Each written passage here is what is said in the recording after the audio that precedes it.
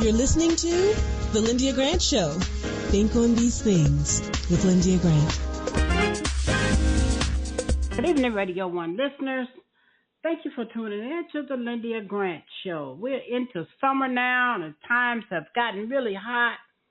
I don't think we've gotten to 100 yet, but I did hear them say that on the news. So we are happy to have this nice weather, and it's green and beautiful outside. But we have a wonderful show for you this week. We're going to talk to Dr. Julian Malvo in a moment, but I want to tell you we have Mr. Chet Bennett from Bennett Career Institute, a beauty academy. They've won all kinds of prizes, including Beyonce's Bay Good. He won first place and lots of stuff they've been doing over the years, but they have a teen summer boot camp going on, and he's going to tell you about that. So now stay tuned and share that with any teens you might have if they're interested in hair and beauty and makeup and all that. Now let's talk to Dr. Julian Malvo, because there's some serious stuff going on in politics. Dr. J, what in the world is going on? What in the world is going on? Nobody knows, not even the man who lives in a house that enslaved people built. Mm-hmm. He doesn't know, because he announced there was a ceasefire. After he announced the ceasefire, more bombing took place. So let me roll back. On Saturday, everybody thought everything was cool. There was tension between Iran and Israel, but everybody thought, well, it's all good in the neighborhood. Not. Saturday night, the United States, we bombed. We bombed in Iran, where we believe they had nuclear weapons or the makings of nuclear weapons, so we bombed. Of course, we got bombed back. The thing about the Iranians that people don't understand is that A, they don't play, and B, they don't back down. So that man seems to think he can negotiate anything. Well, heretofore, he has not been able to do that. But when Iran bombed a U.S. military base in retaliation for the U.S. bombing, then the president of Iran, Masoud I'm mispronouncing it, Pezeshkian, called Qatar's emir, which is where our military base was, and apologized. Well, he didn't apologize. He expressed regret. These folks with their egos are so big, they don't apologize. They express regret, and there has been very little more back and forth. The president again said there was a ceasefire. We shall see. Saying a ceasefire doesn't make it so. Right. I could say the sky is purple and it's blue. So, they say. This is really a hot monkey mess because, first of all, the bombing never went through. Congress is the one that declares war. The president only told the Republicans on the Armed Services Committee what he was going to do. He did not tell the Democrats. Well, that's wrong. But the Republicans, of course, they all drank the Kool-Aid, and so they're saying, well, what he did was good. It makes the world safer. AOC, Alexandria Cortez, she's like, this is grounds for impeachment. Because by law, he's not supposed to do that, do military aggression without getting congressional approval. Now, many others say, well, he needed to do it. The fact is, many are frightened about Iran having nuclear weapons. But guess what? President Obama cut a deal with them. Then the man who followed him nullified the deal. So now there's nothing, and now he wants to come back to the negotiating table. And do you blame people for being reluctant to do so? And he's done a lot of bait and switch and shilly-shallying around here. He said that he would make up his mind in 2 weeks, and then it was 2 days. So it's a very unstable situation. Now, in the face of this unstable situation, NATO, the NATO summit, European North Atlantic Treaty Organization, NATO is meeting in The Hague, or met in The Hague on Tuesday and Wednesday. Their main points are NATO spending deal. The United States has asked NATO allies, Portugal, UK, all of NATO countries, to spend up to 5% of their GDP on defense. Spain said they can't do it. They don't have the money. But many of them have agreed to do this. However, we spend more on their defense than they do. And this is an issue, of course, for our current president, but it's an issue for some others as well. Many of the European countries are small, and not only are they small, they have smaller budgets. And so it's a stretch for some of them to be asked to spend 5% of their GDP. So that's what NATO is discussing. The elephant in the room, of course, is the relationship that our president has with the Russian president is very sketchy, and people are very concerned about it because they're also concerned about Ukraine. And so the NATO meeting ended Wednesday, and we're not sure what people are going to come out of it with. But it's a big issue. Now let me pivot to the economy because it's also a very big issue. Jerome Powell is not playing with our current president. Fed Chair Jerome Powell, head of the Federal Reserve, was appointed by President, in his first term. Fed chairs have a 14-year term. Powell is about to term out because I think he took the unexpired term of someone else.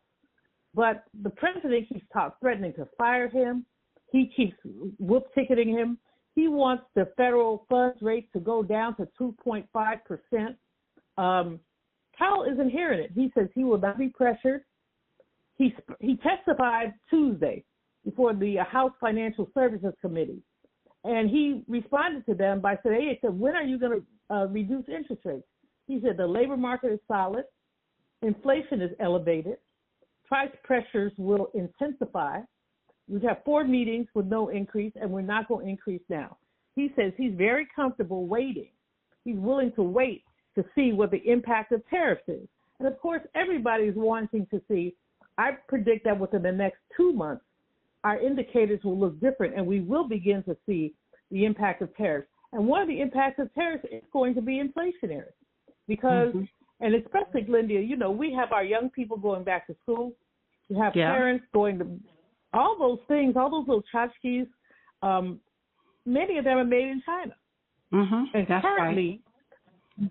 currently the tariff on China is above, it's 50-some%. Well, at one point it was going to be 100+%. I remember.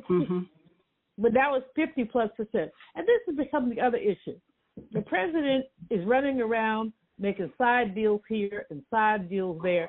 But the other thing that he's doing is sowing uncertainty. So if you're a small business today and you want to buy something from China, what is it going to cost? Plus 50%, plus 100%, plus 70%? You can't plan like that. But anyway, Jerome Powell is holding his own. He says that he is not going to be intimidated by Trump pressure. But tariffs are definitely the wild card for him. Now, let's talk for a minute about the Department of Education. They're beginning collection efforts for student loans. They didn't collect any during COVID, and they have not collected for the past, I'd say, 3 to 4 years. Now they're collecting.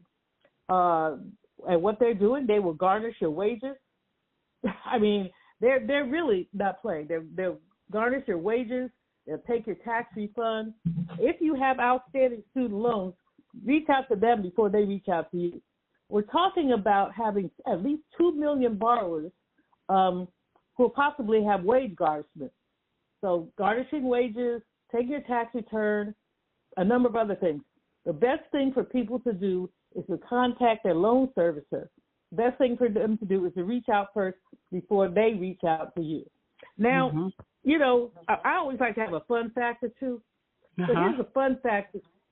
Jared and Ivanka want to buy an abandoned secret weapons base in Albania. They have $1.4 billion to buy this government-owned weapons base. Okay, let's all laugh now. But we all know, of course, that this president and his family see the United States as a trough for them to feed it. Where are the opportunities for us to make money? And this is one. So this area, and an Italian journalist found this, so we want to give him props. he wrote a piece this month, or last year rather, July of 2024, about how they plan to turn this area into a recreation area. Now, there's still landmines there, so they have to clean up all the landmines and do all that. But they think, just like they thought they were going to turn Gaza into a beachfront property, I think they believe that this could be some kind of recreational facility. Just laugh. That's all I ask is just laugh. And laugh because it's... Yeah. What you say? I said we 12 minutes now, but... Okay, well, I'll stop there at my 12 minutes. But I have to bring, I always have to have some kind of fun fact. Yeah, definitely. You can't really, you cannot make this stuff up. Exactly. That's what I was going to say, because it's so strange how they're just making all the money they can make. Okay. Well, thank you, Dr. Julian. We appreciate you catching us up, because we certainly have not been watching, and we love hearing from you. Well, thank you so much. Talk to you next week. All right. We'll go to a commercial break, and we'll be back in a moment. If it wasn't for my care coach at AmeriHealth, I probably wouldn't be so healthy right now. As a man, we don't get checkups or see a doctor regularly anyways. It's probably just a man thing because none of my partners go either. We know we should, but we just don't, and hope it works out. So what changed for you? AmeriHealth assigned me a care coach, somebody that gives one-on-one help, answer questions, explain things, and help set my appointments. She also helped me understand what having high blood pressure really means and ways to manage it so it doesn't kill me. It ain't nothing to play with. If you're a member of AmeriHealth, ask for a care coach. I'm glad I got mine. At AmeriHealth, if you need a care coach, you can have one.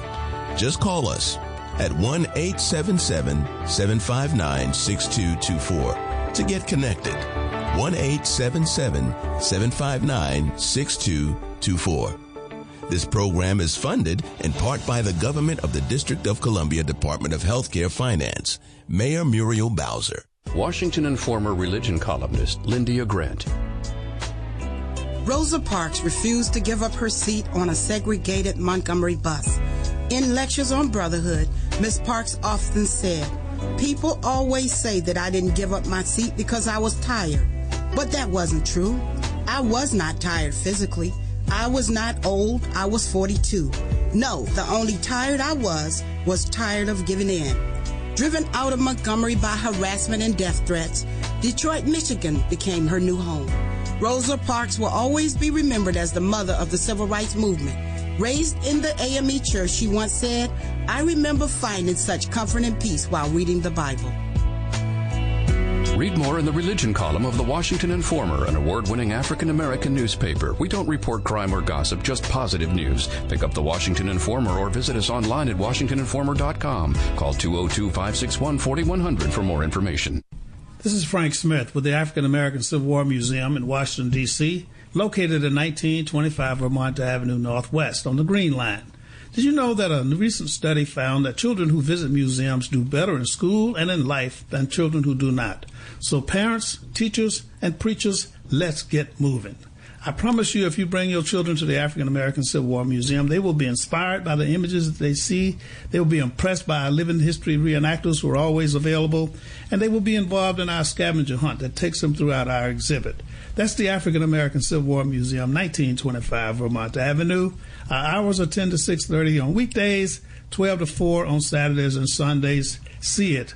Be inspired. And we are back, second half of the Lyndia Grant Show.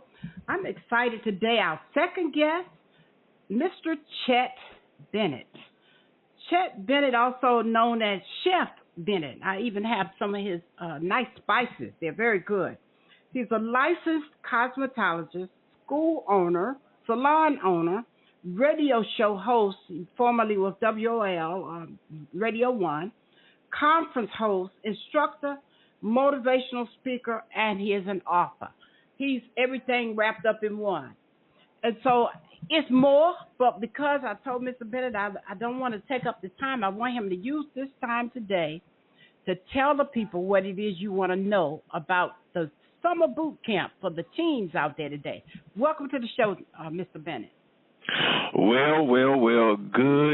Good afternoon, Miss Grant. I am so excited to be a part of your show and your listening audience today. I'm ecstatic. Thank you so much for having me today.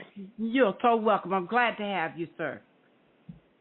You got a boot camp coming up. Talk to the people about that. Well, we have a lot going on, Lyndia Grant. We have a lot going on here at the award-winning Bennett Career Institute. So as she stated, my name is C. Allen Bennett with the award-winning Bennett Career Institute. Our boot camp actually started on today, but that does not alleviate, or that does not will stop anybody else who want to be a part of our amazing program. We offer program in cosmetology, we have barbering, we have aesthetics, we have makeup artistry, and we have braiding. So we have a little bit of everything for everyone. So that person who say, hey, I only want to come for 6 weeks, then they can do a braiding class or a makeup class. And with that braiding class, they will get a actual license in natural hair and braiding. So we do have that available here in the Washington, D.C. Area, but also Maryland, Virginia. It doesn't matter where you're from. Anyone can enroll in the award-winning Bennett Career Institute. We just want you to be 18 and to be able to have a high school diploma or GED. We're just excited. We're located here at 700 Monroe Street. Our campus is right in front of Catholic University. We're right across from the new Trader Joe's on 7th and Monroe. And we consider ourselves, Ms. Grant, as a community school because we do so much in the community, and we just love to help people. You know, my Bishop Broomfield Johnson, years ago, used to teach us under the Greater Mount Calvary Holy Churches of America, Mount Calvary Holy Churches, something that we used to sing when I was a little boy, and that is, it is nice to be nice. So it is important for us to be able to reach back in the community and help as many people as possible. So it goes from the teen boot camp all the way to our classes, all the way to, and this is the great thing. The month of July, we're opening back the newly renovated from the Made in D.C. grant, the Kidney Cafe in the lower level. And that's going to be important. And the reason why is because we're going to start offering free meals. Did you hear what I said? FREE to our senior population. So when they come in and get their hair done for those senior discount prices, they can go right downstairs and get them a meal. So we're going to start that back up when we open the facility. And people may say, well, what is a Kidney Cafe? A Kidney Cafe is low-sodium meals. Our goal is to help people with their sodium, their phosphorus, their potassium intake to make sure that we give them good, healthy meals. And that's why I'm so glad that you mentioned Chef Bennett, because I go by Chef Bennett. Ms. Grant, let me tell you something. Somebody said, where you get Chef Bennett from? I took some cooking classes in Paris. So, look, I done dropped the T from Bennett, and there's Bennett. Stop playing with me, Lyndia Grant. Stop playing with me. I see how to say it now. Yes. Go ahead, Chef Bennett. Absolutely. And so that is where you had mentioned already those spices. Let me tell you what I've done. I curated an amazing menu of spices, and let me tell you how I did that. How I did that was, see, I'm from Washington, D.C., and I'm a crab eater. I'm a crab lover. I can eat crabs every day. I didn't hit crabs Thursday, Friday, and I hit crabs last night. But the important thing for me is to make sure that I don't have all that heavy seasoning. You know, normally we go to the wharf and we get those packs of seasoning, or when we go to the crab place, they put all the seeds. There's so much sodium there, it doesn't make any sense. What I did, Sister Grant, was I went and got that regular seasoning that I used to love, and I mimicked that with no salt and low salt seasoning. So let me tell you one of my secrets. One of my secrets is I dehydrate lemons, because lemon peels are acidity.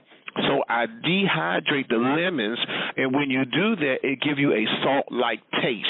So that's one of the main ingredients is lemon peels and lime peels in my catch the bait is what we call it. Our catch the bait season is our seafood mix, and I tried to mimic exactly what they have at the wharf, but a much healthier version. You know, it is important that we take care of our health. You know, I'm a kidney transplant survivor. I was on dialysis.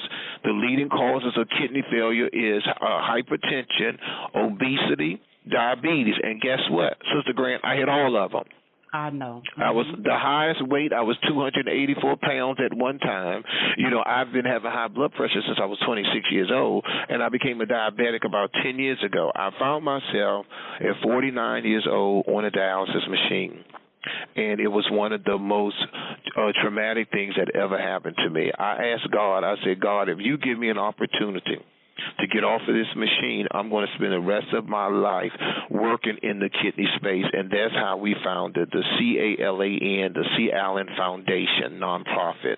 And this is where, when we open back up, Sister Grant, we're going to start having classes for everyone who want to learn how to make low-sodium meals, classes for you to learn how to make low-sugar snacks, because you know how we love that sugar. We love them snacks now. So it's important for us. It's important for us, especially someone like me. I'm in my mid-50s now.